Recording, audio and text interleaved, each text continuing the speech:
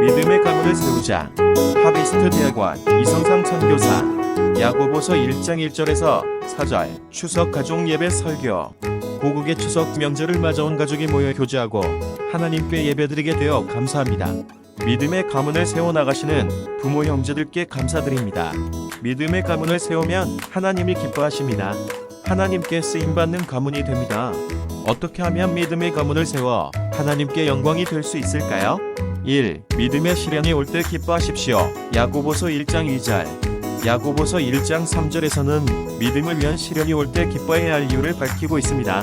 믿음 때문에 오는 시련이 인내를 만들어내기 때문입니다. 시련이라는 말은 시험, 시도로도 번역됩니다. 시도하다라는 말이 뒤에 나오는 인내라는 말을 더 정확하게 해석해 주고 있습니다. 인내란 헬라어로 휘포모네라고 하는데 하나님의 보좌 아래 머물러 있다는 뜻입니다. 응답이 올 때까지 하나님의 보좌 아래에서 숨죽이고 머물러 있는 상태가 인내, 휘포모네입니다. 하나님은 말씀해 주시려고 기다리고 계십니다. 하나님은 우리에게 말씀하시려고 서서 기다리고 계십니다. 믿음의 사람으로 세상을 살아나갈 때 저주, 유혹, 고민, 시험, 시련이 오게 됩니다. 직장을 사임하고 장사해야 하나? 어느 대학에 진학해야 하나? 이사를 해야 하나?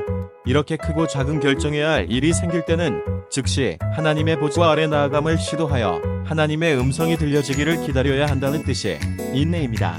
이런 인내의 과정을 거쳐 믿음의 가문이 완벽하게 만들어집니다. 유혹 즉 믿음의 시험, 시련에 빠졌을 때 하나님의 보좌를 사모하여 나아감을 시도하시기를 바랍니다. 믿음의 시련이 올 때 왜 기뻐해야 한다고요?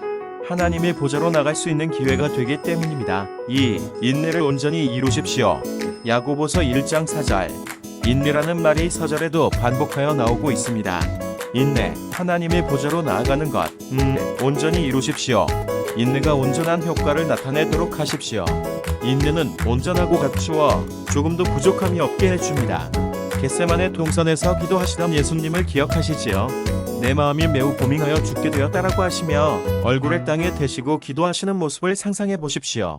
내 아버지여, 만일 할 수만 있으면 이 잔을 내게서 지나가게 하옵소서. 그러나 내 원대로 마시옵시고 아버지의 원대로 하옵소서. 그리고 두 번째, 세 번째 같은 말씀으로 기도를 하셨습니다. 기도를 마치신 후에 일어나러 함께 가자 하시면서 사명을 완수하러 떠나셨습니다. 하나님의 음성이 들리기까지 자리를 뜨지 않겠다는 각오를 하시기를 바랍니다. 코앞에 적군이 쳐들어와도 밖으로 나가지 마십시오. 반대로 지금이 최적기라고 스스로 판단되어도 그 자리에서 일어나서도 안 됩니다. 사울이 그런 실수를 범하고 하나님께 버림받은 왕이 되었습니다. 하나님의 음성이 들리기까지 보좌 아래에서 기다리는 사람은 하나님의 마음에 핫한 사람이 됩니다. 쓰임받는 사람이 됩니다. 이렇게 다윗은 하나님의 마음에 핫한 사람이 되었고 이스라엘을 가장 무강한 국가로 만드는 왕이 되었습니다. 왕의 가문으로 만들어 주셨습니다. 인내를 온전히 이루면 하나님께서 완벽하고 성숙하여 결코 부족함이 없는 가문으로 세워 주십니다. 우리 가문이 그런 가문이 되기를 바랍니다. 죽는 순간까지 끊임없이 유혹, 시험, 시련이 찾아옵니다. 이럴 때 기억하십시오. 즉시로 하나님의 보좌로 나아가시기를 바랍니다. 하나님은 후히 주시고 꾸짖지 않으시는 신실하십니다. 하나님께서는 부드럽고 온유한 음성으로 말씀해 주실 것입니다.